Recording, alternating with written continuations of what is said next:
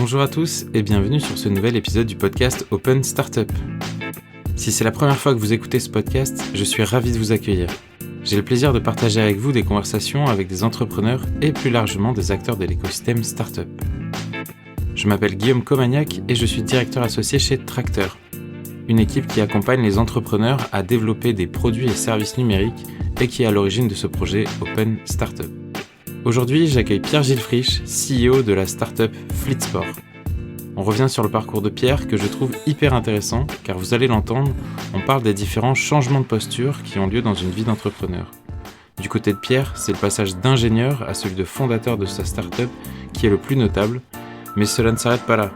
Quand on parle à des clients ou des partenaires, le discours et la posture n'est souvent pas la même. On en parle ensemble dans les prochaines minutes, alors je vous souhaite une bonne écoute. Salut Pierre. Salut Guillaume. Eh bien, écoute, je suis trop content de démarrer l'enregistrement avec toi. Ça fait un moment qu'on papote, comme à chaque fois avec mes invités. Aujourd'hui, on va parler de sport, on va parler de Fleetsport même, de l'entreprise que tu as fondée.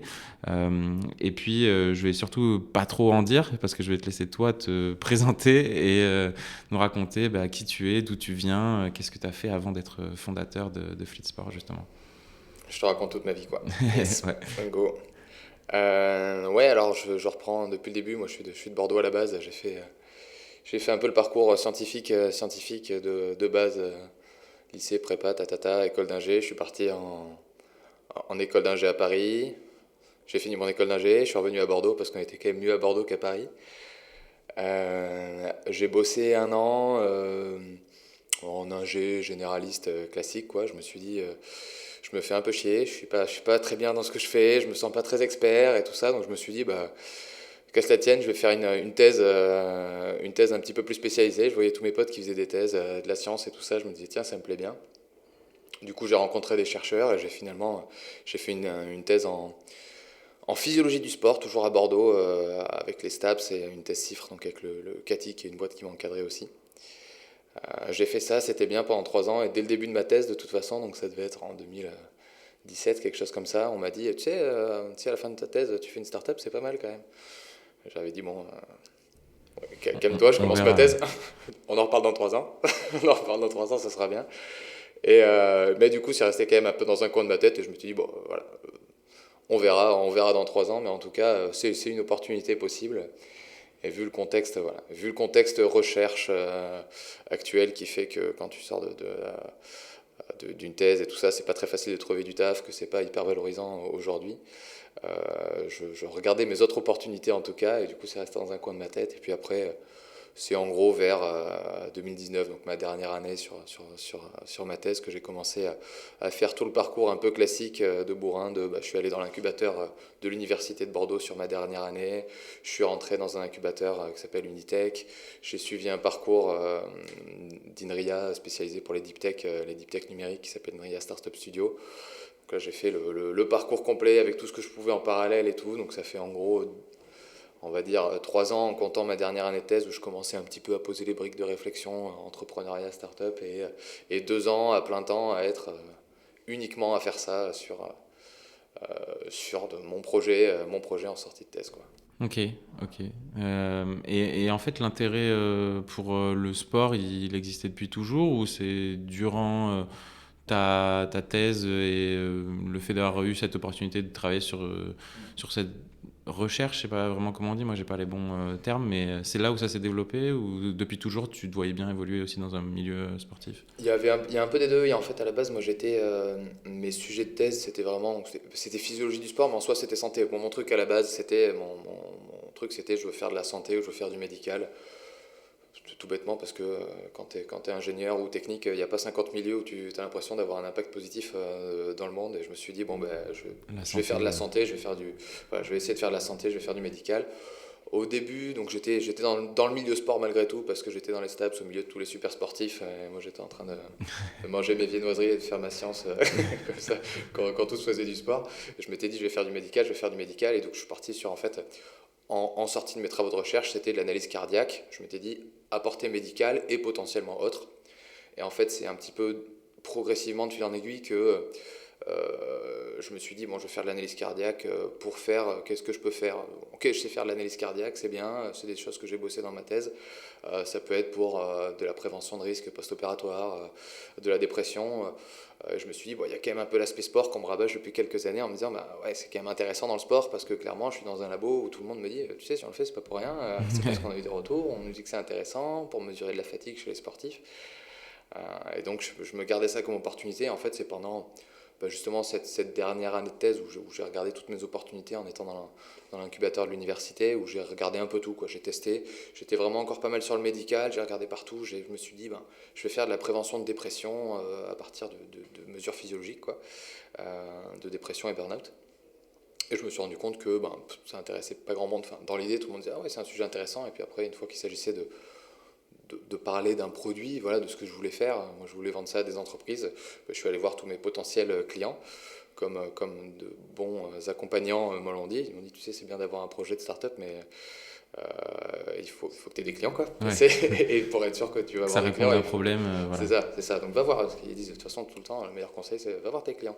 Bon, je suis allé les voir, et en effet, mes clients, ça les intéressait pas, pour plein de raisons différentes, notamment des raisons moi, je voulais faire la détection de burn-out en entreprise, donc faire de la détection de données physiologiques en entreprise, c'est quand même un peu touchy comme sujet. Donc je me suis dit, bon, ok, ça ne les intéresse pas. Par contre, il y avait toujours l'aspect sport, et là, l'aspect sport, ça intéressait pas mal de gens, je le savais. Il y avait il y avait moins à la base le truc de cœur qui était, je cible bien la thématique, mais je savais que tout le monde m'avait dit depuis le début, tu sais, il y a un besoin là-dedans, il y a des choses à faire, c'est ton sujet et tout ça. Puis ton réseau et ton environnement étaient hyper favorables à ça. Vu que tu étais en fac de sport, tous les gens autour de toi pouvaient que t'encourager, quoi. C'est ça, il y avait les gens, je savais, bah, si je bossais de toute façon sur cette thématique de recherche, c'était bien pour ça aussi, c'est qu'il y avait du besoin, voilà, on en parlait, j'étais dedans. Moi, sportif amateur, mais pas concerné par ces trucs-là, puisqu'à l'époque, ça concernait plutôt le haut niveau. Et donc je suis rentré vraiment par cette branche-là, en gros en partant du médical et en me disant en fait non, il n'y a pas de besoin dans le médical, mais le sport, c'est sûr qu'il y a un besoin, allons vers le sport. Et après le projet a évolué en fonction de ça. Moi j'ai fait un an en gros à étudier la réception sur le créneau que j'avais qui était faire de l'analyse cardiaque pour le sport, plutôt orienté sport de haut niveau. Et quand tu dis faire de l'analyse cardiaque, en fait, concrètement, c'est quoi durant ta phase là, de thèse et de recherche? Tu testais différents scénarios, tu prenais des données, tu les croisais avec d'autres choses, parce qu'en fait, il y a toute une partie recherche qui j'imagine est hyper intéressante, mais pour ensuite penser à quelque chose qui va devenir un vrai service ou une solution, il y a un monde un peu entre les deux, quoi. C'est là toute la difficulté, c'est ça qui a fait pas mal évoluer le projet au fur et à mesure, c'est qu'à la base je m'étais dit, voilà, c'est exactement ce que je m'étais dit en sortant de thèse, c'est, entre guillemets, je vais faire de l'analyse cardiaque. Ouais. C'est bien, mais en gros, voilà, c'est la question qui va avec, c'est, ok, mais qu'est-ce que tu vends? Et en fait, à ce moment-là, moi, mon truc, c'était de dire, je vais vendre des ceintures cardiaques connectées, comme il en existe pas mal dans le monde du sport, mais à usage très spécifique, qui serait de l'usage de je veux mesurer ma fatigue jour après jour pour savoir comment m'entraîner. Ça, c'était le truc. Donc, en gros, vendre des objets connectés, comme on en trouve chez Decathlon, etc., mais plutôt orienté assez haut niveau. C'est à peu près un peu après là que nous on s'est rencontrés pour la première fois. Ouais. À l'époque, le projet s'appelait MinPulse. Ouais, c'est ça. Et MinPulse. On savait jamais comment le dire de toute façon. C'est pour ça qu'on a changé de nom. Et en fait, là, donc tu es en train d'embrayer, comme tu dis, vers un service avec un objet connecté, etc. Mais en gros, moi, ce qui m'intéresse, et c'est aussi tout le sens de mon invitation, c'est comment on passe d'une posture de quelqu'un qui est vraiment un peu, je vais dire n'importe quoi, parce que vous n'êtes pas tout seul, mais c'est un peu dans son labo, dans sa grotte à faire de l'analyse de données, à concevoir un vrai produit tangible, prototyper quelque chose, aller parler à des clients. Tu vois, le changement de posture, il est... Ouais. Le changement de posture, déjà, il est pas facile, en termes de posture perso. Et en termes de vision, de réflexion, il est moins difficile, mais en effet, c'est un beau changement. C'est qu'en effet, quand tu es dans une posture scientifique, chercheur, etc., tu es vraiment sur une optique, je vais Je vais essayer de prouver qu'il y a un impact. J'essaie de détecter quelque chose. En l'occurrence, c'était de faire un algorithme qui soit meilleur que ce qui existe. À 5%, 10%, 20%, ça paraît rien. Voilà, quand on est extérieur, utilisateur et tout ça d'un objet, 5%, c'est rien, quoi, techniquement. Mais ouais, c'est ça le principe de la recherche, c'est 10 000, 100 000 personnes qui bossent sur 10%, plus 10%, plus tatata. Donc c'est hyper incrémental. Et donc en effet, on est dans une approche où on est clairement sur de la science. Moi en plus, c'était sur des choses qui étaient pas très science fondamentale, c'est-à-dire pas très loin de l'application, mais quand même malgré tout, voilà, on n'est pas dans directement dire bon, je prends cet algorithme, hop, je le mets dans un objet et je le mets dans une boîte et hop, ça tourne et je le prends, quoi. Et c'est exactement tout là le changement de posture, c'est que je suis parti d'un truc où je me suis dit j'ai un algorithme qui marche mieux que ce qui existe aujourd'hui. Jackpot, j'y vais, je peux vendre un truc, quoi. Et après, un algorithme, ça se vend pas techniquement. C'est pas un produit. Et donc, ça a été là tout le taf des gens qui m'ont accompagné, voilà, qui me disaient c'est quoi ton offre de valeur, qu'est-ce que tu essaies de faire. Donc je m'étais dit ok, d'accord, mon algorithme finalement, moi je veux qu'il serve. Enfin voilà, je le transforme. C'est pas juste un algorithme de détection cardiaque, c'est un algorithme qui va dire à quel point on est fatigué. Et ce truc-là, on va le mettre dans un produit qui soit une ceinture, et on va avoir une ceinture qui dit à quel point on est fatigué. Ok, c'est pas mal, on peut vendre une ceinture. Mais pareil, après, en avançant, en parlant à des clients, comme on s'est forcé, comme on nous a dit, va voir tes clients, qu'est-ce qui les intéresse? Techniquement, savoir à quel point je suis fatigué, on s'en fout, quoi. Moi, c'est un peu un truc, d'ailleurs, que je sais pas...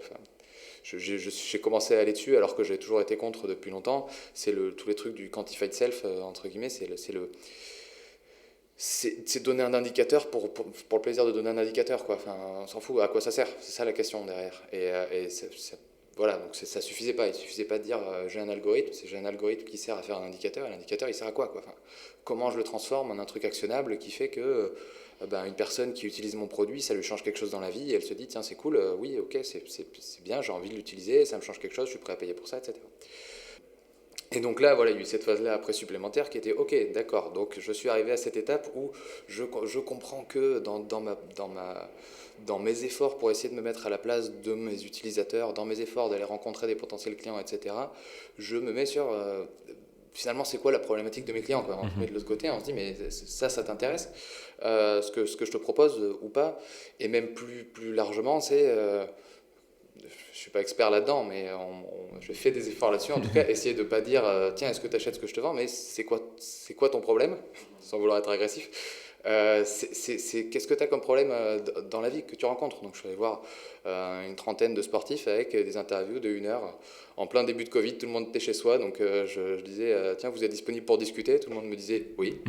J'ai rien d'autre à faire, avec grand plaisir. Et je parlais 1 heure avec des gens qui me disaient ouais, non, mon problème, moi je trouve ça intéressant parce que et ça va commencer à venir sur les évolutions suivantes du projet. Ils me disaient ouais, ça m'intéresse parce que je m'entraîne, je vais voir des gens différents, des gens qui font du crossfit, de la course à pied, du cyclisme, et ils me disaient ouais, c'est bien parce que moi je sais pas exactement comment m'entraîner, et j'aimerais bien savoir quand et comment m'entraîner. Moi, j'avais bien en tête que savoir détecter la fatigue, c'était pour dire ne pas s'entraîner quand on est trop crevé ou moins s'entraîner, etc. Mais je me rendais bien compte, à force de parler à ces gens-là, de se mettre dans cette posture de leur poser des questions, de me dire, mais en fait, ce qui les intéresse, c'est de savoir quand s'entraîner. Moi, si je leur dis juste, tiens, t'es fatigué, tiens, t'es pas fatigué, ça suffit pas. Je savais bien dans ma tête qu'il allait falloir que je leur fasse quelque chose, mais c'est là que je me suis rendu compte qu'en fait, finalement, c'était la problématique de base. C'était pas juste il faut que je leur dise s'ils sont fatigués, il faut que je leur explique comment s'entraîner. Quand je dis il faut que je fasse un produit qui leur permette d'avoir ce service-là, quoi.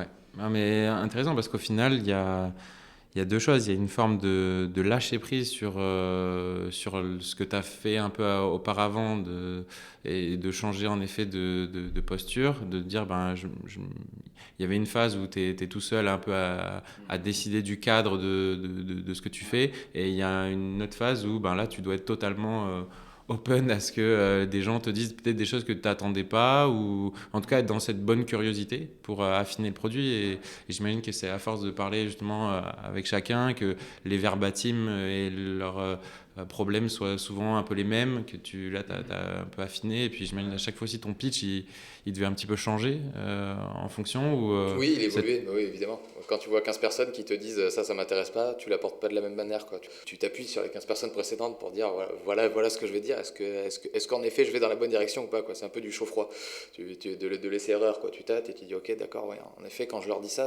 tiens, c'est marrant. Le précédent il me l'a dit, mais quand je le répète au suivant, ça lui parle aussi, quoi. C'est un truc dans lequel il se reconnaît. Ça t'a aidé justement ce passé un peu d'ingénieur essai-erreur durant cette phase parce que parfois on peut aussi avoir l'inverse et voir aussi des entrepreneurs qui sont très très convaincus de la proposition de valeur et donc j'avais fait tout un épisode avec Camille Matisse sur l'ego des entrepreneurs qui est parfois un des ennemis où on s'en rendait pas compte parce qu'on était un peu aveuglé aussi par l'idée qu'on portait. Est-ce que toi du coup est-ce qu'il y a des compétences, des choses que tu as apprises durant tes premières années de formation qui t'ont servi là, dans ta nouvelle vie d'entrepreneur? Oui, ne serait-ce que parce que, alors, je sais pas si c'est une question d'ego, là en l'occurrence.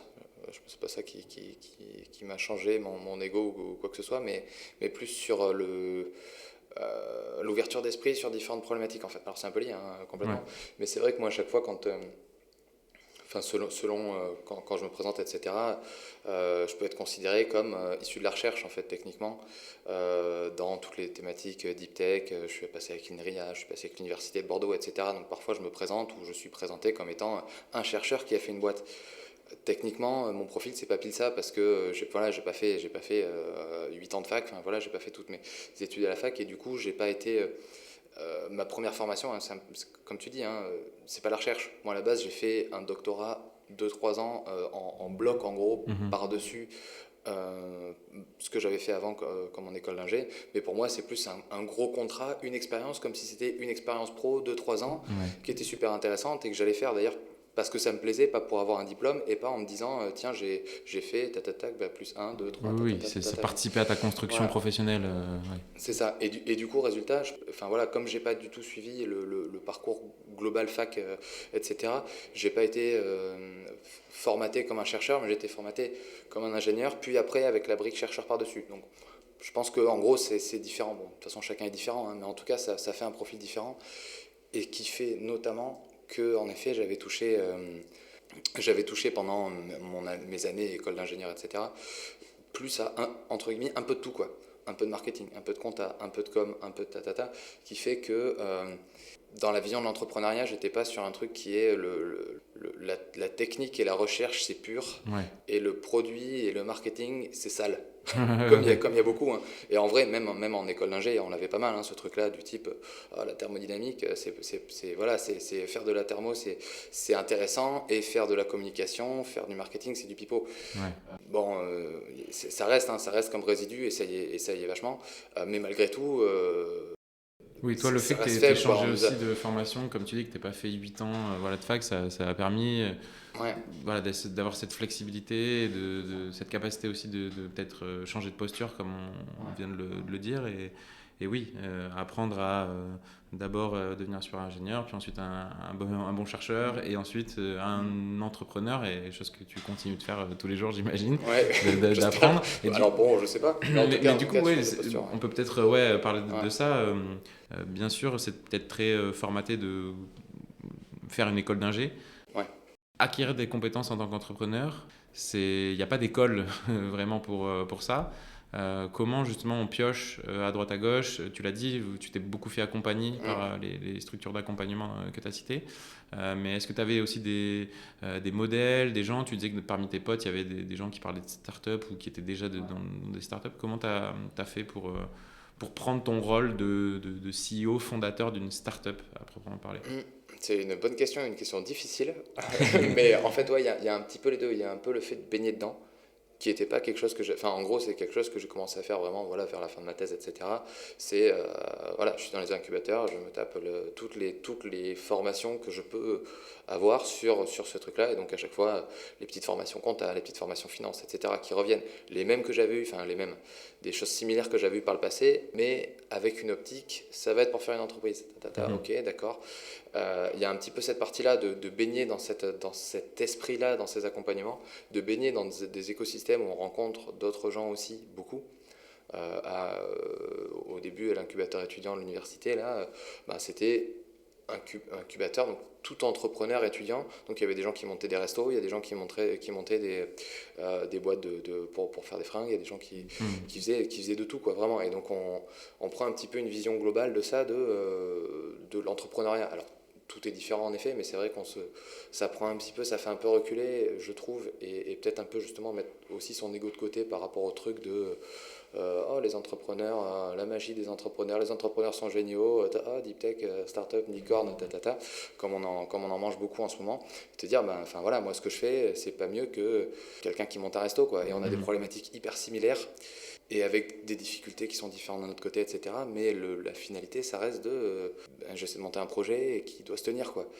Et justement, ça permet un peu de se forcer à se mettre dans une optique hyper opérationnelle, justement, d'un côté quelqu'un qui monte un resto, enfin, je reprends cet exemple-là, mais c'est de se dire, voilà, je sais quoi comme coût, c'est quoi, mais qu'est-ce qui me rentre comme argent, combien de personnes je peux embaucher avec ça. Et quand on arrive en face de gens comme ça et qu'on se dit, moi j'ai un algorithme, et qu'on se dit, enfin, attends, c'est quoi mon produit, enfin voilà, qu'est-ce que je fais, quoi. Ça permet un peu de se reculer, de dire, attends, mais non, moi, ce que je dois faire, c'est un truc qui tourne, donc ça veut dire qu'il faut que je trouve des clients. J'ai un peu à créer ça. Oui, il y a un business model qui est existant. Avoir un resto, voilà, le business model, il est connu, quoi. Toi, tu étais dans le total inconnu, quoi. À part que tu avais en effet cet algo. Après, faire une start-up, il n'y a pas un livre ou une formation type pour monter sa start-up, entre guillemets. Bien sûr, c'est monter une entreprise, mais il y a quand même le caractère innovant où on ne sait pas toujours où on va. Et d'ailleurs, si on raccroche les wagons, au début, tu es avec Minpulse. Donc, ton idée, c'est la ceinture cardiaque. Ouais. Au final, tu fais durant cette année Covid beaucoup d'entretiens avec des clients potentiels et utilisateurs potentiels. Et finalement, moi qui connais les coulisses, aujourd'hui, c'est quand même très, très, très, très éloigné. Raconte-nous le cheminement de passer d'un projet à l'autre, mais tout en gardant une forme de continuité, en fait, j'ai envie de dire. Ouais, et donc, ouais, complètement. Mais du coup, pour reprendre le sujet, donc, ouais, on a rencontré pas mal de gens, donc voilà, début de Covid. Ce qui a aussi, pareil, pour répondre à ce que tu disais avant, qui a beaucoup fait évoluer la posture, voilà, de se dire, voilà, bon, qu'est-ce que je vends, c'est quoi le produit, voilà, je me mets dans une posture de personnes pas qui essaient de vendre à ces gens-là, mais en tout cas qui essaient de leur proposer quelque chose qui les intéresse, voilà, réellement, et pas pour me faire plaisir, quoi, pas pour dire, c'est super. Donc il y avait cet aspect-là, et puis à la fin au bout de ces 30 entretiens, d'évolution du projet, de retour sur les ceintures que j'avais pu faire, etc., de retour de qualité, de retour de l'intérêt qu'il y avait, de difficulté à le faire aussi, parce qu'il y a plein de facteurs. Je me suis dit, mais en fait, j'y crois plus trop, quoi, en ce truc-là. Et ça me traînait d'ailleurs, c'est du temps, mais c'est beaucoup de temps avant de l'accepter psychologiquement. Voilà, c'est pivoter, entre guillemets, quoi. Ouais, t'as aperçu cette frontière entre le côté il faut que je persévère et le côté j'y crois plus, enfin, parce que tu dois avoir une forme de petit conflit interne de ouais, mais bon, ça fait quand même maintenant 1 an et demi, 2 ans que je bosse sur ce sujet, il faut pas que je lâche. Et en même temps, tu as l'autre côté qui se dit bon, mais en fait, tout le monde ça prend pas, faut que je lâche. Donc, il se passe quoi dans ta tête à ce moment-là? Je pense que c'est dur. Et alors, c'est facile à dire a posteriori, mais je pense qu'il y a un subtil équilibre entre persister, parce que si on lâchait dès qu'il y a quelqu'un qui nous fait un mauvais commentaire, on n'arrivera jamais quelque part. Et quand même savoir lâcher prise à un moment et se dire bon, oui, là, d'accord, ok, ça fait 200 personnes qui me disent qu'ils n'achètent pas mon truc alors que c'est censé être mon cœur de cible. Il faut falloir commencer à réfléchir à autre chose, quoi. Et ouais, donc il y a eu pas mal de semaines, voire de mois où le truc a évolué. Et je pense qu'il y a un petit peu l'aspect très hyper concret du truc où sur le papier je me dis bon, ok, je continue là-dedans. Sur le papier, voilà, pour moi il fallait se dire je continue, je pose des questions, j'essaie d'itérer par un petit peu petit pas à droite, petit pas à gauche, en me disant et si la ceinture finalement c'était une montre, et si et finalement au bout d'un moment en étant poussé par les gens, justement pareil, là c'était beaucoup l'INRIA qui me disait va voir tes clients, ça commençait à faire beaucoup, et je me suis dit mais en fait je pense que je pense que mes clients, ce qui les intéresse plus, c'est pas la ceinture, c'est avoir des plans d'entraînement sportifs, j'y reviendrai après, mais en gros, c'est, à force de parler à ces gens-là, à la fois, il y a un truc où je me suis dit, bon, d'accord, mon projet de base, Il y avait peut-être l'élément qu'il les intéresse fatigue, pas, quoi. il y avait l'élément fatigue par contre qui était là. Il y avait un élément qui restait là, ouais, qui était, personne m'a dit, c'est nul ce que tu fais, hein. Ils me disaient tous, c'est cool, mais c'est pas pour ça, c'est pas pour ça que je paierais, et par contre, c'est associé à ça. Ce que tu me dis, c'est associé à Ce que la tu as dit fatigue un par peu rapport. avant, c'est Ouais, quand et comment mieux m'entraîner. En fait, c'est le exactement. quand, il est assez lié avec la fatigue au final. C'est ça. C'est des gens qui me disaient par exemple, bah, tiens, moi je fais du vélo sur mon vélo d'appartement, mais les trucs que ça me propose, mes entraînements de base, c'est nul parce qu'il me dit de m'entraîner un jour comme ça, un jour comme ça. Moi je peux faire beaucoup plus, je suis pas du tout fatigué, c'est nul. Et à l'inverse, il y a des jours où il me dit de faire 2 heures de vélo et puis 3 heures de vélo le lendemain, c'est n'importe quoi, ça marche pas du tout. Et du coup là, ça commence à trotter un peu dans ma tête et me dire, tiens, c'est quand même marrant, oui, donc il y a de l'intérêt. Et puis en même temps, je me dis, ah oui, mais du coup, mon truc de fatigue, il faut quand même que ça rentre dans le scope, enfin dans le cadre d'une proposition de plan d'entraînement. C'est ça ma valeur en fait, c'est de la fatigue, enfin de la mesure de fatigue appliquée à cette mesure d'entraînement. Du coup, c'est là, en fait, c'est passé un petit peu par de proche en proche à, c'est passé de je vais mesurer de la fatigue à je vais mesurer de la fatigue pour optimiser les entraînements. Qui était un petit peu, de façon, en vrai, dans ma tête un peu depuis le début, mais finalement ce truc-là, il a pris de plus en plus d'importance. Et le je veux mesurer ma fatigue, il est passé un petit peu plus en second plan pour dire, en fait, ce que je veux faire, enfin, ce que les gens veulent que je fasse et que je leur propose, ce qui les intéresse, c'est ils veulent des plans d'entraînement, quoi. Enfin, ils veulent qu'on leur dise comment s'entraîner pour eux, quoi. Et cet aspect fatigue, ils me disent oui, soit c'est un moyen, mais pas que. Et du coup, ce truc qui était un petit aspect, la partie pour faire des plans d'entraînement, qui était un petit aspect de je vais mesurer la fatigue, c'est devenu finalement le gros aspect, c'était je vais faire des plans d'entraînement, et pour faire ça, il y a une brique technologique qui est et pour faire ça, je vais mesurer la fatigue. Okay. Et résultat, ce que j'avais entrevu au début comme étant le gros de mon travail, qui était ouais, je vais faire la mesure de fatigue, c'est mon gros truc, ben, je me suis rendu compte que finalement, il y avait un truc encore plus gros à côté qui était en termes d'intérêt, mais aussi de charge de travail, etc., qui était il va falloir faire des bons plans d'entraînement parce que personne n'en a. Voilà. Et c'est ça qui a pas mal changé la posture, quoi. Du coup, on touche là vraiment très très proche de la proposition de valeur de Fleet. Et du coup, ça va être plus à toi de nous pitcher vraiment ce que tu fais maintenant au quotidien. Comme ça, on sera très clair. Tous ceux qui nous écouteront vont dire, bon, depuis tout à l'heure, j'ai l'impression qu'ils nous teasent un peu cette proposition de valeur. Mais là, donc, tu vas vraiment nous expliquer Fleet. Et comme ça, on va pouvoir vraiment en parler par après. Je vais te laisser faire ça. Hein. Carrément. Non, mais de toute façon, c'est dans la continuité, c'est très bien. C'est parfait. Donc, ce qu'on fait maintenant, donc, à la suite de tous ces échanges-là, c'est des plans d'entraînement de course à pied qui soit individualisé. Donc, quand je dis plan d'entraînement, j'en parle un petit peu sous couvert depuis tout à l'heure, c'est en fait dire à des personnes qui veulent faire de la course à pied, lundi, tu fais tel type d'entraînement, et tel type d'entraînement, ça consiste à courir 5 minutes à telle vitesse, puis 30 secondes à telle vitesse, puis 30 secondes à telle vitesse, etc. Truc très spécifique, ce qu'on appelle des séances d'entraînement structurées, donc avec vraiment le contenu hyper spécifique, et ça jour par jour, en fonction de ce que la personne veut. Et donc ça, le but, c'est de cibler... c'est pas ciblé quelqu'un qui court une fois par semaine pour se défouler le dimanche, c'est plutôt des personnes qui sont inscrites à des marathons, des semi-marathons, enfin, qui ont un objectif, voilà, soit qui ont un objectif, qui veulent se dépasser ou qui s'ennuient dans leur pratique habituelle, enfin qui sentent qu'il leur manque quelque chose dans leur pratique pour aller plus loin.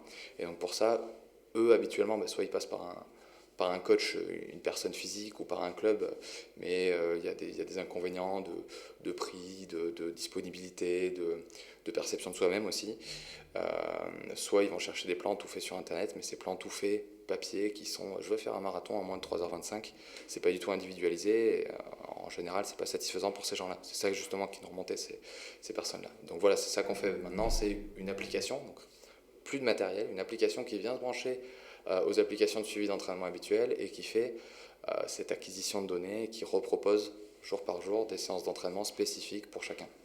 Voilà. Et qui prend en compte notamment la fatigue, que ce soit par des données cardiaques, mais aussi via d'autres données, etc. C'est pour ça que je dis que finalement, cette chose qu'il y avait avant, qui était le Graal et l'essentiel de ce qu'on faisait, c'est devenu un moyen d'arriver à notre proposition de valeur qui est la planification de l'entraînement.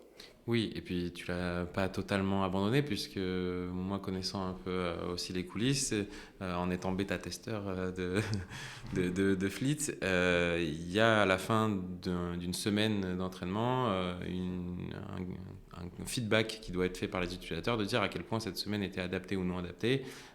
Et donc, ça vous permet de continuer d'améliorer aussi le cœur du réacteur qui est ce fameux algorithme dont tu parlais, qui a certainement beaucoup évolué depuis le premier travail que tu as fait dessus. Sans nous dévoiler en effet la recette de la potion magique, j'ai envie de dire, raconte-nous un peu concrètement comment ça se passe ce travail de données. Quel travail vous faites dessus? Donc, il y a des personnes qui sont moins sensibilisées à l'intelligence artificielle qui écoutent ce podcast. On parle là de machine learning, c'est bien ça. Raconte-nous un petit peu ça. Ouais, alors du coup ça va revenir, tu fais des transitions parfaites parce que je me suis dit, je suis là pour tiens, ça. Je sais pas, c'est vrai que c'est un peu le taf. Je n'ai pas parlé de mon associé Aurélien, Oui. Donc c'était sous-entendu dans ta question. En fait, dans le processus, j'ai raconté toute ma vie, tout comment le projet a évolué. En fait, ça fait depuis un peu plus d'un an qu'Aurélien a rejoint le projet en tant qu'associé sur Fleet Sport. Donc lui, c'était un doctorant. On s'est rencontrés quand je commençais à rentrer dans des processus d'incubation. On nous a mis en contact. On dit, tiens, regarde, tu as un doctorant à l'INRIA spécialisé machine learning, qui est super athlète, il fait du triathlon, etc. Et il aimerait bien faire une boîte. Donc moi, j'étais en train de chercher quelqu'un de technique parce que je me sentais plus suffisant sur les parties techniques. Et je m'étais dit, il faut faire du machine learning et tout ça. Je me suis dit, super, je vais le rencontrer. Et donc ça fait 1 an maintenant en simplifiant les choses, plus d'1 an qu'on bosse ensemble. Ça, pour le coup, je me permets de te couper, c'est incroyable parce que dans l'épisode précédent, on a eu Chloé Martineau qui nous racontait toute la difficulté de trouver la bonne personne avec qui s'associer, de trouver la personne qui partage plus qu'une capacité de travail, mais aussi des valeurs, une vision, etc. Là, on revient sur l'importance de l'accompagnement. Au final, c'est grâce aux structures d'accompagnement que tu rencontres finalement Aurélien. Complètement. Et c'est incroyable, quoi. Et même par des hasards. Du coup, on reviendra à ta question précédente après, parce que du coup, ça donne envie de faire des tours par là.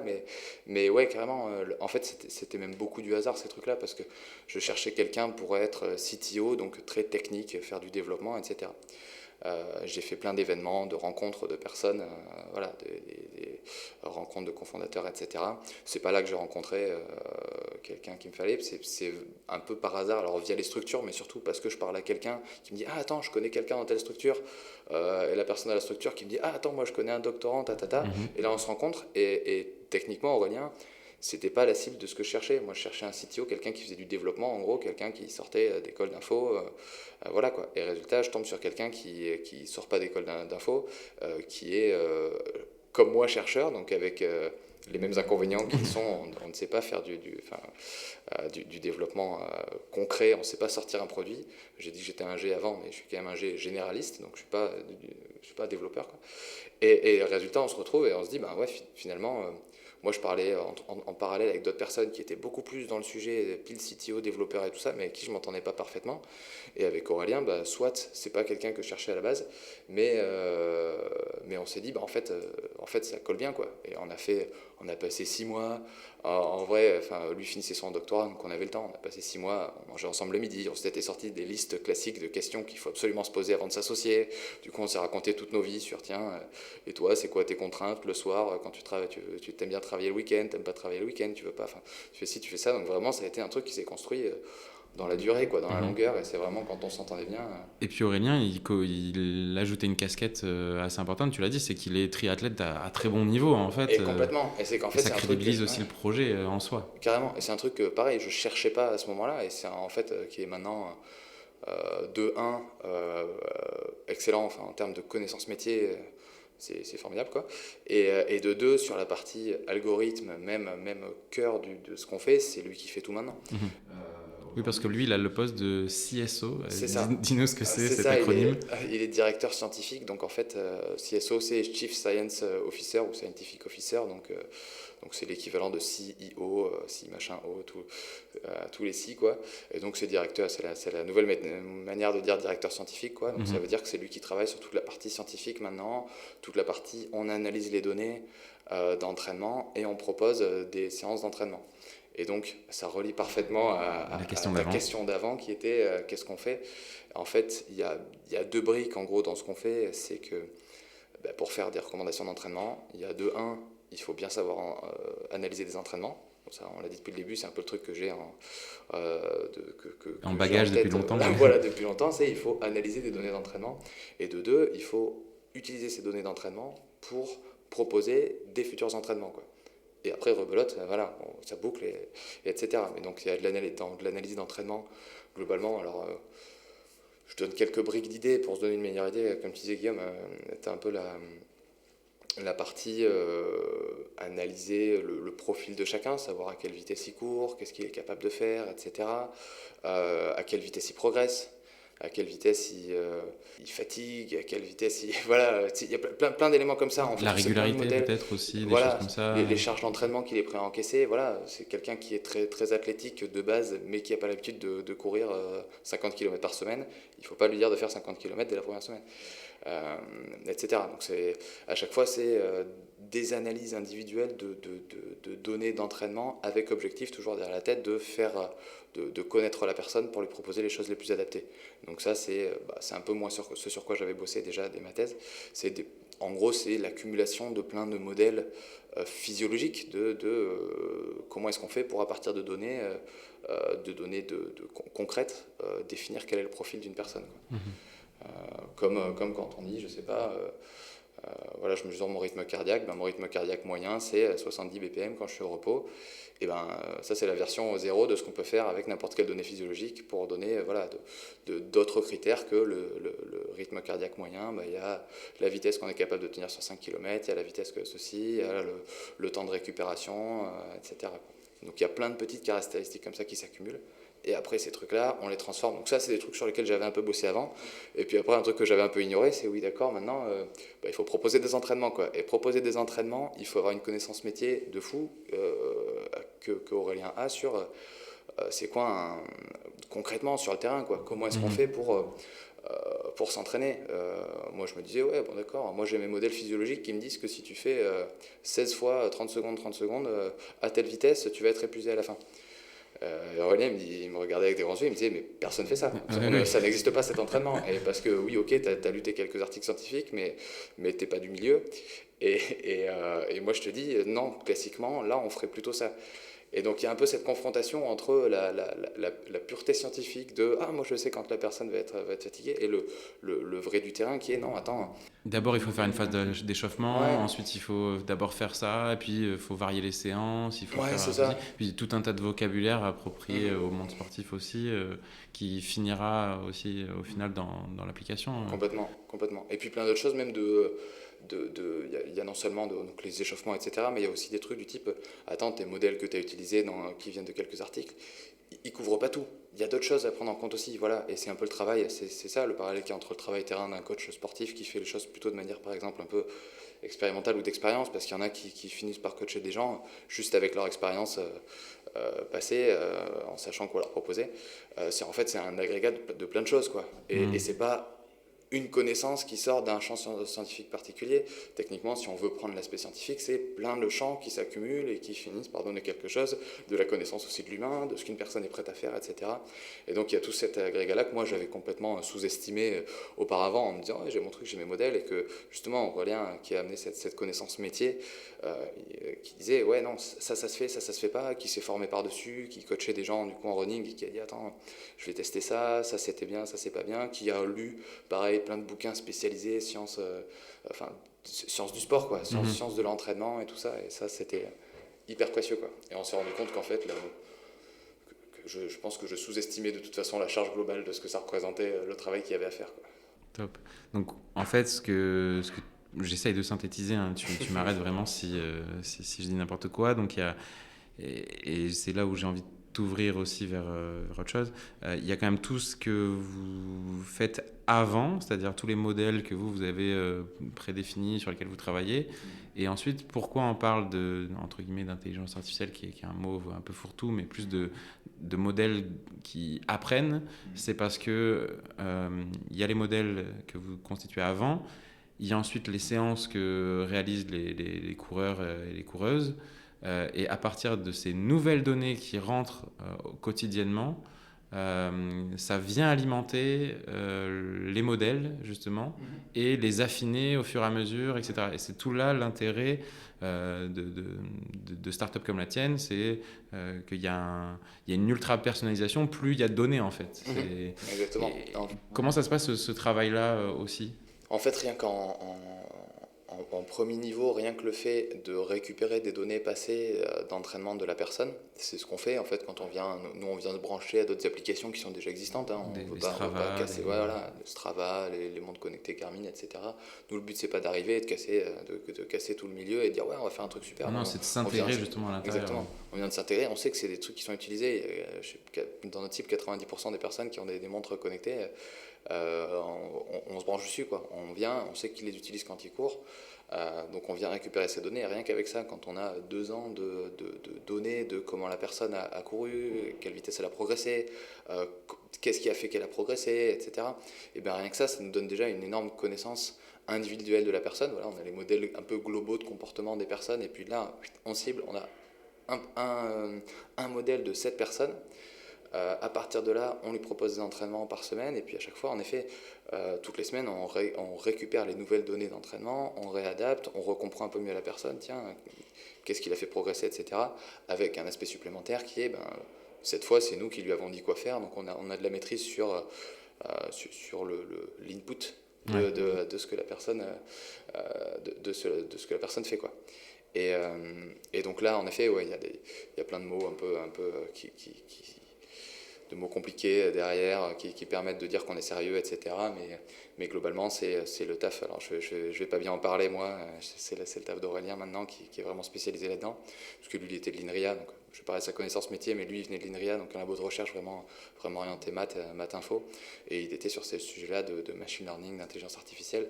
Et donc, c'est un peu des mots compliqués qu'on balance partout, mais pour dire qu'en gros, c'est des nouvelles méthodes d'analyse de ces données qui sont beaucoup plus performantes et qui permettent de proposer des choses qu'on n'aurait pas pu proposer jusqu'ici, quoi, tout simplement. Enfin, voilà, on va un petit peu rendre la chose moins funky, moins folle, mais en gros, c'est des algorithmes qui sont beaucoup plus performants et qui permettent de proposer des choses encore plus individualisées que ce qui existe aujourd'hui, quoi. Excellent. Donc tu l'as dit, votre cible, c'est vraiment les gens qui ont une pratique de la course à pied. En tout cas, aujourd'hui, pour le moment, vous faites un focus sur la course à pied. J'imagine qu'il y a plein d'opportunités possibles dans d'autres sports. Pour le moment, votre cible, c'est les coureurs et coureuses à pied. C'est quoi les premiers retours ? Et puis même toi, tu peux peut-être aussi partager ton expérience, parce qu'au final, tu as dit que tu étais un peu un sportif amateur, mais il me semble que quand même, tu as fait un premier 10 km honorable, et que là, tu t'entraînes assez assidûment. C'est un double entraînement, j'ai envie de dire. C'est à la fois, tu t'entraînes toi personnellement, mais en même temps, ça permet de tester d'entraîner les algos. Les algos et l'appli, quoi. C'est ça, exactement. Ouais, moi j'arrive un peu, enfin de toute façon on fait sur le duo de tête de la boîte, on va dire. Moi je suis celui dont on se moque parce qu'il arrive un petit peu en mode coureur du dimanche, mais quand même. Ah non, quand même. Mais quand même, ouais, de base je suis amateur sportif, alors pas trop pour tout ce qui est médiatisé, etc.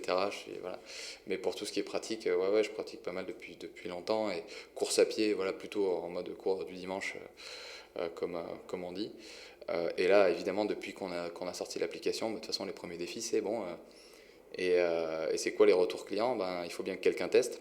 C'est pas Aurélien parce qu'il est trop fort, il n'est pas dans la cible. Et moi, je suis plus dans la cible, quoi. En gros, voilà, je suis quelqu'un qui sait courir, qui sait à peu près courir, qui peut mettre le défi d'aller chercher un objectif. Et donc ça fait depuis 3-4 mois que j'essaie d'être un peu plus régulier. Alors au début, à l'arrache entre guillemets parce qu'il faut Gérer la boîte à côté et tout un tas de voilà. choses de Et la puis vie. aussi même tester, me mettre dans une posture. Je suis coureur semi-régulier avant d'utiliser l'application, quoi. Donc je me suis mis Oui. dans la posture d'être une personne cible de l'application, et après j'ai testé l'application. Donc j'ai fait ça. On a fait une course, on s'est mis comme défi avec Aurélien et plusieurs personnes de l'équipe de faire un 10 km en juillet, qui à la base était prévu en juin, pour le Run for Planet. Aurélien a gagné, pas moi, pas moi. C'était pas l'objectif, remarque, Mais c'est c'était déjà pas de le l'objectif. finir Voilà, pour moi, en c'était étant complètement. content de soi. C'est ça. Et moi, j'avais pas d'objectif justement. Moi, je suis arrivé, on m'a demandé si tu comptes faire quoi comme temps. Je dis, je sais pas, moi, je cours, on va voir, quoi. Donc c'était mon tout premier truc, quoi. Et donc c'est ça, c'est là justement, j'ai fait cette première approche-là, et puis après, je me suis plus inscrit sur notre propre application pour être le premier bêta-testeur, c'est-à-dire le bêta-testeur qui ne râle pas quand l'application plante, et qui va juste voir Aurélien en lui disant, tiens, attention, il y a des trucs techniquement ça marche pas, bon, fais tourner ton algorithme sur ton ordinateur et dis-moi ce qui me ressort pour que je sache ce que je vais faire ce soir pour aller courir, quoi. Et donc un petit peu voilà, pour tester et voir, et lui dire, tiens, c'est bizarre, aujourd'hui la séance je trouve qu'elle est un peu facile, qu'est-ce qui se passe, voilà, vraiment de laisser erreur, voilà, parce qu'il y a toute cette phase en effet qui est super importante, et on va petit à petit, sur les phases un petit peu avancées du produit, en fait, voilà, on est parti de la partie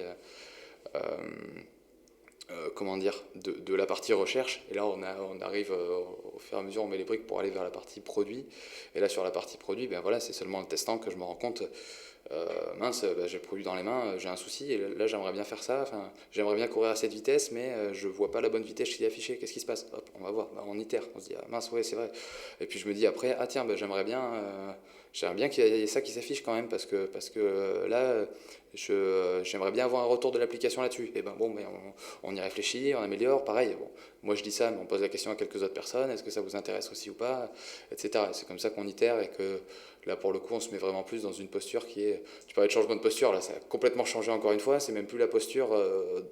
entrepreneur, je vais proposer un produit général, c'est je vais itérer toutes les petites versions de ce produit pour essayer de faire vraiment de l'essai-erreur sur qu'est-ce qui plaît aux gens, qu'est-ce qui leur plaît pas. Je vais appeler cet épisode changement de posture, si ça se trouve le titre. Parce qu'on l'a dit plein de fois. Non, mais c'est hyper important qu'on l'ait dit plein de fois, parce que c'est ça aussi la réalité d'un entrepreneur, c'est pouvoir jongler avec les casquettes, tout comme toi, il y a une casquette, et puis on va un peu peut-être clôturer là-dessus, parce qu'au final, je n'ai pas vu le temps passer, mais ça passe quand même. Mais parmi les changements de posture, les changements de casquette, il y a aussi toute une partie de commercialisation. Donc là, on a beaucoup parlé de réalisation du produit en lui-même, d'un point de vue technique, et donc merci pour tous les partages. Mais maintenant, et c'est aussi pour ça que je voulais t'inviter, j'ai beaucoup eu moi sur le podcast des personnes qui avaient déjà 3-4 ans de start-up. Vous êtes encore à une phase récente de lancement, là, clairement en phase de lancement. Et donc il y a encore un changement de posture qui est de aller convaincre que notre produit il tourne bien, etc. Et plusieurs types de publics. Il y a à la fois vos clients finaux, mais il y a aussi tout un tas de partenaires autour. Vous, je sais que c'est un travail que tu fais beaucoup, de travail de partenaires potentiels, des organisateurs de courses, des coachs sportifs, parce qu'au final, on peut penser que les coachs ils voient votre application comme quelque chose d'hyper menaçant en disant attention, ces gars-là, ils veulent nous prendre notre taf, mais au final, vous n'êtes pas là pour remplacer qui que ce soit, c'est arriver avec une proposition de valeur presque complémentaire, ou en tout cas, et puis de toute façon vous n'allez pas forcément vous adresser à la même cible. Ouais, raconte-nous tout ça. Ouais, alors tu veux clôturer là-dessus, mais j'ai l'impression que je peux parler pendant 40 minutes de plus là-dessus. À toi de voir, parce que parmi les autres choses qui m'intéressaient un peu dans la même thématique, comme ça je te le dis, et tu vois comment t'orientes ta réponse. Je te vois hyper actif là ces derniers temps sur plein d'événements, réseau, écosystème. Là, vous avez une fin d'année qui se prépare avec des salons même internationaux. Vous allez être au Web Summit, vous allez être au Slush à Helsinki. Voilà. Moi, j'ai vu que là récemment tu avais été à un événement à Font-Romeu aussi sur la thématique du sport. Comment cette partie commerciale et cette partie aussi salon, est-ce que tu as des tips à nous partager, d'autres des apprentissages que tu as eu sur les récentes semaines? Ouais. C'est hyper intéressant, encore hyper vaste. Je commence par la partie Vas-y, plutôt vas-y. commerciale. En effet, sur la partie commerciale, on est en plein dedans. J'ai mis plus la casquette un peu partenariat et tout depuis. Bon, ça fait un moment en vrai, parce que ça, c'est un truc qu'il y a toujours dans le fond, hein. Mhm. Essayer d'échanger avec des gens qui sont des potentiels clients ou voire des partenaires, ben ça, techniquement, c'est la même posture qu'aller chercher des gens pour leur demander s'ils sont intéressés par ce qu'on fait. Donc, c'est assez similaire. Mais là, en effet, donc on a sorti le prototype. Là, on est en octobre, en fin octobre, on a sorti le prototype, on veut faire le lancement commercial en janvier, donc en effet là on a plus le couteau sous la gorge là-dessus, d'autant qu'on est clairement sur un produit qui est B2C, donc orientation grand public, où on veut le vendre auprès du grand public, et on sait bien, et on nous le rappelle très régulièrement que c'est compliqué d'aller toucher du grand public. Voilà, c'est bien d'avoir le rêve de dire ouais, je vais être Facebook, tout le monde va nous utiliser, tatata. Il y en a, voilà, Je sais pas s'il y a beaucoup de monde qui rêve d'être Facebook non, au vu des dernières Facebook affaires. maintenant, plus Facebook, il y a d'autres Bon. voilà, il y a d'autres boîtes maintenant qui font rêver, mais c'est du Non, mais dans truc, votre domaine, hein, typiquement des réussites comme Strava sont ça. hyper intéressantes. Le côté B2C, mais dans une niche qui est la course à pied, ben pour vous, j'imagine, C'est ça. c'est aussi. Puis en franco-français, tu as Running Heroes Oui. qui s'est bien placé et qui fait un peu office d'exemple pour pas mal de gens. Et c'est vrai que mais il y a quand même un peu ce truc, cette mise en garde. Alors Running Heroes, ils sont plus complètement en B2C maintenant, mais il y a un petit peu toujours cette mise en garde de attention, voilà, il n'y a pas le biais du survivant de regardez, lui il a réussi, alors ça va être pareil. C'est techniquement, voilà, il y en a beaucoup qui y vont, il y en a beaucoup qui se cassent les dents, on le sait. Il faut bien faire les choses pour réussir en fait ce lancement commercial. Et donc là, en ce moment, il y a pas mal de pression là-dessus sur nos épaules, il faut qu'on réussisse ça, quoi. Il faut qu'on y arrive. Et donc il faut mettre en place toutes ces stratégies complémentaires, donc avec les trucs un peu classiques de faire des pubs sur les réseaux sociaux, faire monter une communauté sur les réseaux sociaux, etc., qui paraissent évidentes aujourd'hui, mais il y a plein de trucs aussi de partenariat. Donc en effet, on va voir les événements sportifs pour leur dire tiens, est-ce que ça vous intéresse, est-ce qu'on pourrait faire quelque chose. C'est le début, donc pour l'instant, voilà, il y a une position qui est particulière aussi. Ils nous disent ouais, qu'est-ce que vous nous proposez. On a envie de leur dire voilà ce qu'on vous propose, mais on est à l'écoute, quoi, parce que c'est les premiers contrats qu'on fait, c'est les premières choses, donc dites-nous aussi, voilà, nous on est preneurs, on est rien n'est arrêté, quoi. Donc on va beaucoup voir ces gens-là, les coachs aussi, qui en effet ont plutôt une vision positive de ce qu'on fait, parce que en effet on n'est pas sur le même public. Les coachs en club, ils nous disent de toute façon, moi ça me gonfle parce que j'ai 200 personnes pour qui je dois faire des plans. Je sais bien que mes plans ils sont pas fous parce que je suis obligé de faire des trucs un peu standards pour tout le monde. Donc ceux qui veulent un truc très bien, soit ils vont voir un coach complémentaire, soit ils trouvent autre chose. Et moi, ce qui m'intéresse, nous, c'est les quelques retours qu'on a eus, hein, c'est peut-être pas le cas de tout le monde. Moi, ce qui m'intéresse, c'est d'aller corriger leur posture, les pousser, leur demander leur retour, etc. Donc, il disait, ouais, très bien, c'est un moyen d'avoir des choses individualisées que moi, je saurais pas faire parce que j'ai 200 personnes dans mon club et que. Ou oui, comme tu disais, de revenir sur des aspects du coaching qui sont, comme tu dis, de la posture, mais Voilà. la posture, encore la posture. Mais, changement de posture quand on court. mais pourquoi pas aussi c'est ça. la préparation mentale Ouais. ou ce genre de choses que vous, au final, vous ferez pas dans l'application parce que vous allez rester quand même sur quelque chose de, voilà, des plans d'entraînement personnalisés. C'est ça. Et techniquement, la posture est un peu la même en fait que quand on va voir quand j'allais voir les clients finaux. En gros, c'est bonjour, est-ce qu'on peut discuter, quoi. Ouais. Avec plus de difficultés parce que plus de barrières à l'entrée, parce que c'est des gens qui ont plus de, enfin voilà, qui voient bien qu'on est un peu en prospection. Mais on discute et puis on voit, et ils nous disent bah non, ça nous intéresse pas, mais parfois c'est potentiellement ça nous intéresse, mais venez nous voir quand vous avez un produit qui est nickel, quoi. Ça peut être ça. Mais bon, c'est de la discussion et donc c'est un peu la même difficulté de posture pour quelqu'un qui est chercheur, ingénieur, pas forcément extraverti, etc., qui est de voilà, moi je suis pas commercial à la base. Voilà, j'ai pas cette habitude qui me vient naturellement de voilà, aller chercher les gens, aller leur parler, etc. Et il faut, et ça se transforme et tout. Et un peu pareil dans les événements, la transition parfaite. En effet, on participe de plus en plus à pas mal d'événements parce qu'on essaie non seulement de trouver des partenariats en ce moment avec d'autres startups potentiellement, des plus grands groupes, etc., mais aussi de trouver des investisseurs. Pareil, même posture, on va voir des gens, on va toquer à leur porte et on discute et on essaie de voir s'ils sont intéressés par ce qu'on fait. On essaie quand même leur montrer que c'est bien, de leur prouver que c'est bien, donc vraiment une posture un petit peu commerciale. Et donc il y a un petit peu, voilà, ça se fait sur tous les aspects, et donc ça commence à venir en force parce que aussi on commence à avoir des besoins en financement qui grossissent de plus en plus. C'était, enfin voilà, en début de cette année 2021, c'était 50 000 euros, puis 100 000 euros, puis et on augmente, et à chaque fois on va sur des plus gros volumes, mais le principe à chaque fois va être le même, c'est on va voir des gens, on fait des dossiers, on leur propose, on essaie de leur prouver que c'est bien, ils nous disent attention, ça c'est un peu limitant, bon, on essaie de chercher des informations, on va rechercher, et sur ces événements-là c'est pareil.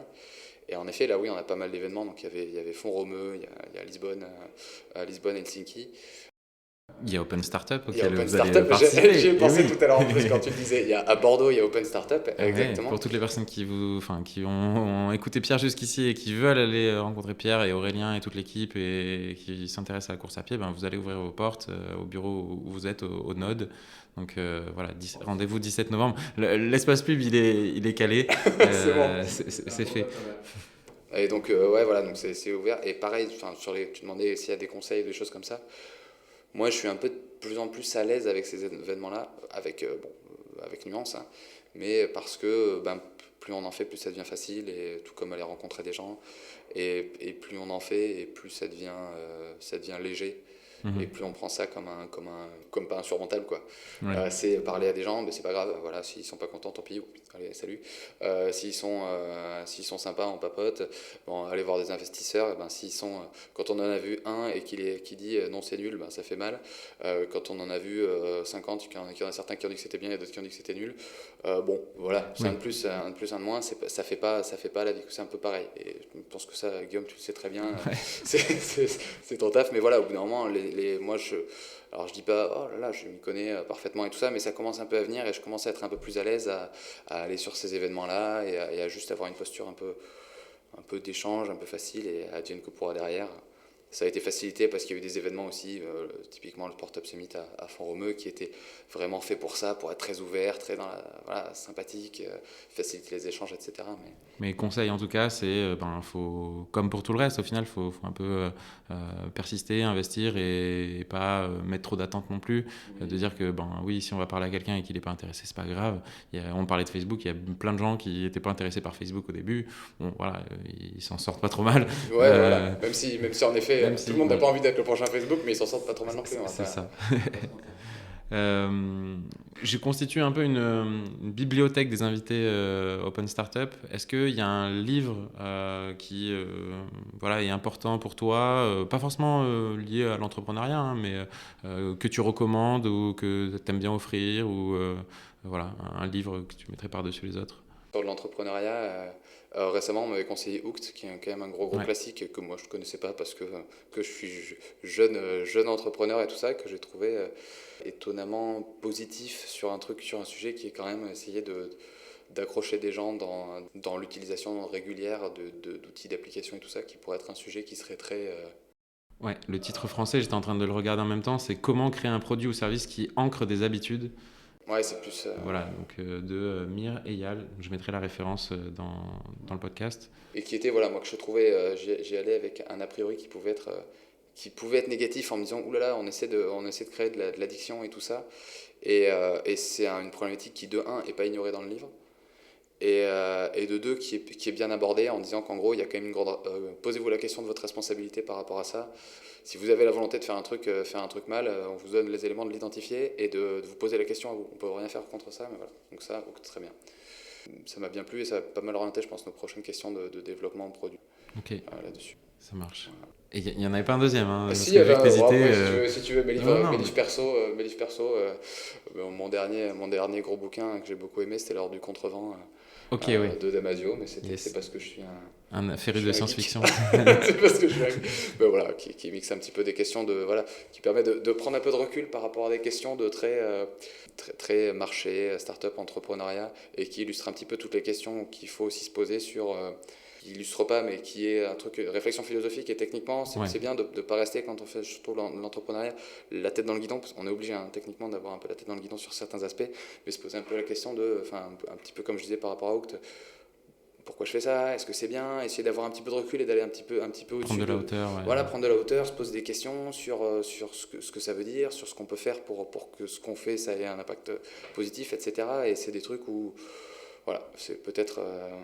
lire des livres un peu poétiques, un peu qui réfléchissent, qui peuvent se faire poser ce genre de questions, quoi. Ouais, je mettrai Alain Damasio aussi dans la liste, sachant que je mettrai La Route du Contrevent, mais on peut recommander largement toute l'œuvre de Damasio.